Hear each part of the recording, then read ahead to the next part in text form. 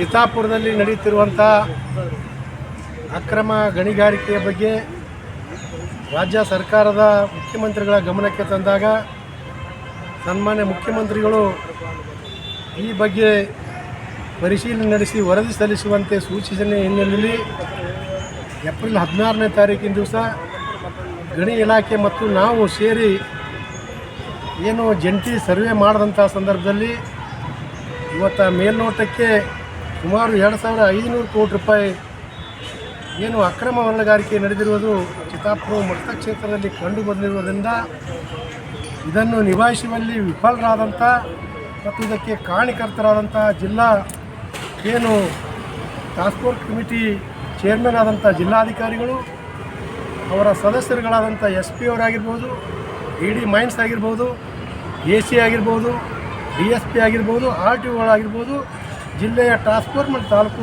Task force ಕಮಿಟಿಯ ಎಲ್ಲರನ್ನೂ ಕೂಡ ತಮ್ಮ ಸೇವೆಯಿಂದ ಇವತ್ತಿನ ದಿವಸ ವಜಾ ಮಾಡಬೇಕೆನ್ನುವಂಥ ಮನವಿಯನ್ನು ಮಾನ್ಯ ಗೌರವಾನ್ವಿತ ರಾಜ್ಯಪಾಲರಿಗೆ ತಮ್ಮ ಮುಖಾಂತರ ಮಾಡ್ತಾಯಿದ್ದೀವಿ. ಅದರಂತೆ ಏನು ಇವತ್ತು ಆ ಕ್ಷೇತ್ರದ ಶಾಸಕರು, ಜಿಲ್ಲೆಯ ಉಸ್ತುವಾರಿ ಮಂತ್ರಿಗಳು ಆದಂಥ ಸನ್ಮಾನ್ಯ ಶ್ರೀ ಪ್ರಿಯಾಂಕಾ ಖರ್ಗೆಜಿಯವರು ಆ ಒಂದು ಕ್ಷೇತ್ರದಲ್ಲ ನೆಲ ಜಲ ಸಂಪನ್ಮೂಲ ಈ ರೀತಿಯಾಗಿ ರಾಜಾರೋಷವಾಗಿ ಇವತ್ತು ಅಕ್ರಮವಾಗಿ ದರೋಡೆ ಆದರೂ ಕೂಡ ಇವತ್ತು ನಿರ್ಲಕ್ಷ್ಯ ವಹಿಸಿ ಅವರ ಒಂದು ಸಮ್ಮತಿಯಿಂದ ಇಷ್ಟೊಂದು ದೊಡ್ಡ ಪ್ರಮಾಣ ಹಗರಣ ಆದರೂ ಕೂಡ ಇವತ್ತು ಅವರು ಸುಮ್ಮನೆ ಕೂತಿದ್ದರಿಂದ ಇವತ್ತು ಆ ಒಂದು ರಕ್ಷಣೆಯ ಜವಾಬ್ದಾರಿ ಹೊರಲಿಕ್ಕೆ ಅವರು ಅರ್ಹರಲ್ಲ. ಆದ್ದರಿಂದ ಕೂಡಲೇ ಇವತ್ತು ತಮ್ಮ ಒಂದು ಸಚಿವ ಸ್ಥಾನಕ್ಕೆ ನೈತಿಕ ಹೊಣೆ ಮತ್ತು ರಾಜೀನಾಮೆಯನ್ನು ಕೊಡಬೇಕು. ಇಲ್ಲವಾದಂಥ ಸಂದರ್ಭದಲ್ಲಿ ಸನ್ಮಾನ್ಯ ಗೌರವಾನ್ವಿತ ರಾಜ್ಯಪಾಲರು ಇವರನ್ನು ಸಚಿವ ಸಂಪುಟದಿಂದ ವಜಾ ಮಾಡಬೇಕು. ಯಾಕೆ ಈ ಮಾತು ಹೇಳ್ತೀನಿ ಅಂದ್ರೆ, ಏನು ನಾವು ಈ ಹಿಂದೆ ಚಿತ್ತಾಪುರ ಕ್ಷೇತ್ರದಲ್ಲಿ ಅಕ್ರಮ ಮರಳುಗಾರಿಕೆ ನಡೀತಾ ಅಂತ ತಿಳ್ಕೊಂಡು 9ನೇ ತಾರೀಕಿಗೆ ಏಪ್ರಿಲ್ 9ನೇ ತಾರೀಕಿಗೆ ಅದರ ಅಧ್ಯಕ್ಷರಾದಂಥ ಜಿಲ್ಲಾಧಿಕಾರಿಗಳಿಗೆ ಮನವಿ ಪತ್ರ ಸಲ್ಲಿಸ್ತಾರೆ.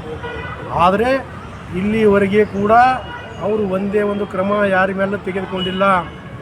ಅಕ್ರಮ ಗಣಿಗಾರಿಕೆ ನಡೆದಿದ್ದು ಸಂಪೂರ್ಣವಾದಂಥ ಮಾಹಿತಿ ಸನ್ಮಾನ್ಯ ಮತ್ತು ಮಾನ್ಯ ಜಿಲ್ಲಾಧಿಕಾರಿಗಳಿಗೆ ಇದೆ, SP ಗೆ ಇದೆ, DD ಮೈನ್ಸ್ ಅವರಿಗಿದೆ, DSP ಅವರಿಗಿದೆ, AC ಅವರಿಗಿದೆ, ತಹಸೀಲ್ದಾರ್ಗಿದೆ, RTOಗಿದೆ. ಏನು ಮಾಡ್ತಾ ಇದ್ದೀರಿ ನೀವು?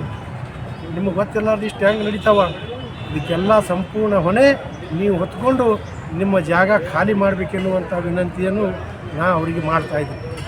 ಎರಡನೇದಾಗಿ ಇವತ್ತು ಅದಕ್ಕೆ ಸಬೂತು ಹೇಳಬೇಕಪ್ಪ ಅಂದ್ರೆ, ಮೊನ್ನೆ ನಾವು ಸರ್ವೆ ಮಾಡಿದಂಥ ಸಂದರ್ಭದಲ್ಲಿ ಸರ್ವೆ ಅಧಿಕಾರಿಗಳು ಇವತ್ತು ನಮ್ಮ ಏನು ಜಂಟಿ ಸರ್ವೆಯಲ್ಲಿ ವರದಿಯಲ್ಲಿ ತಿಳಿಸ್ಯಾರ, ಏನು KRDL ಅನ್ನೋದು ಒಂದು ಅಂಗಸಂಸ್ಥೆ. ಯಾವುದರ ಅಂಗಸಂಸ್ಥೆ? ಅದು ಈ RDPR ಒಂದು ಅಂಗಸಂಸ್ಥೆ ಅದ. ಆ ಅಂಗಸಂಸ್ಥೆಗೆ ಈ ರೀತಿಯಾಗಿ ಮರಳುಗಾರಿಕೆ ಮಾಡಿಕೊಡು ಸರ್ಕಾರಿ ಕಾಮಗಾರಿಗಳಿಗೆ ಮರಳುಗಾರಿಕೆ ಮಾಡಬೇಕಂತ ಅನುಮತಿ ಕೊಟ್ಟರೆ ಅವರು ಖಾಸಗಿ ವ್ಯಕ್ತಿಗೆ ಹೆಂಗೆ ಕೊಟ್ಟರು? ಸನ್ಮಾನ್ಯ ಪ್ರಿಯಾಂಕಾ ಖರ್ಗೆಜಿಯವರು ನಿಮ್ಮ ಅಂಗಸಂಸ್ಥೆ ಬೇರೆದವ್ರಿಗೆ ಹೆಂಗೆ ಕೊಟ್ಟರಿ ನೀವು? ಒಟ್ಟು ನಂತರ ಕಳೆದ 3 ವರ್ಷದಲ್ಲಿ ಕೇವಲ 16 ಲಕ್ಷ ಏನು ರಾಯಲ್ಟಿ ಮಾತ್ರ ಕಟ್ಟಿದ್ದೀರಿ. ಆದರೆ ದಿನಕ್ಕೆ 400-500 ಟಿಪ್ಪರ್ ಗಾಡಿಗಳಲ್ಲಿ ಹೋಗ್ತಾವೆ. 2,000 ಕೋಟಿ ರೂಪಾಯಿ 3 ವರ್ಷದಲ್ಲಿ ಅದರಲ್ಲೂ ಅಕ್ರಮ ವ್ಯವಹಾರ ಆಗ್ತದೆ. ಇದಕ್ಕೆಲ್ಲ ಯಾರು ಕಾರಣರು, ಯಾರು ಹೊಣೆ? ಆದ್ದರಿಂದ ಇವತ್ತಿನ ದಿವಸ ಖಚಿತವಾಗಿ ಅವರು ಉಲ್ಲೇಖ ಮಾಡಿದ್ದಾರೆ, ಗಣಿ ಇಲಾಖೆದವರು ಅಲ್ಲಿ 3 ಕಿಲೋಮೀಟರ್ವರೆಗೆ ಏನು ಕಾಗಿನಾ ನದಿಯ ಮಧ್ಯದಲ್ಲಿ ಶಾಶ್ವತವಾಗಿ ರಸ್ತೆ ಮಾಡಿ ಏನು ಅಕ್ಕಪಕ್ಕ ಎರಡೂ ಬದಿಯಲ್ಲಿ ಇವತ್ತಿನ ದಿವಸ ಏನು ಸುಮಾರು ಆಳದವರೆಗೆ ಇವತ್ತು ಅವರು ಅಕ್ರಮ ಗಣಿಗಾರಿಕೆ ಮಾಡಿದ್ದಾರೆ ಅನ್ನುವಂಥ ಮಾಹಿತಿ ಕೊಟ್ಟರೆ. ಆದರೆ 5 ಕಿಲೋಮೀಟರ್ವರೆಗೆ ಅದು ಅಕ್ರಮ ಗಣಿಗಾರಿಕೆ ಆಗಿದೆ. ಇಷ್ಟೆಲ್ಲ ಆದರೂ ಕೂಡ ಇವತ್ತಿನ ದಿವಸ ಯಾಕೆ ನೀವು ಸುಮ್ಮನೆ ಕೂಗ್ತೀರಿ ಅನ್ನೋದು ಒಂದು ಯಕ್ಷ ಪ್ರಶ್ನೆ ಆಗ್ಯದ. ಮುಂದುವರೆದ ಭಾಗವಾಗಿ ಪಟ್ಟಾ ಜಮೀನುಗಳಿಗೆ ಅನುಮತಿ ಕೊಟ್ಟರೆ ನೀವು ಸಂತೋಷ. ಇವತ್ತು 93 ಎಕರೆವರೆಗೆ ನೀವು ಅನುಮತಿ ಕೊಟ್ಟಿರಿ, ಅದು 400-500 ಎಕರೆವರೆಗೆ ಅದು ವಿಸ್ತರಣೆ ಆಗ್ಯದ. ಅಲ್ಲಿ ಸಾಕಷ್ಟು ಅಕ್ರಮ ಆಗ್ಯಾವ.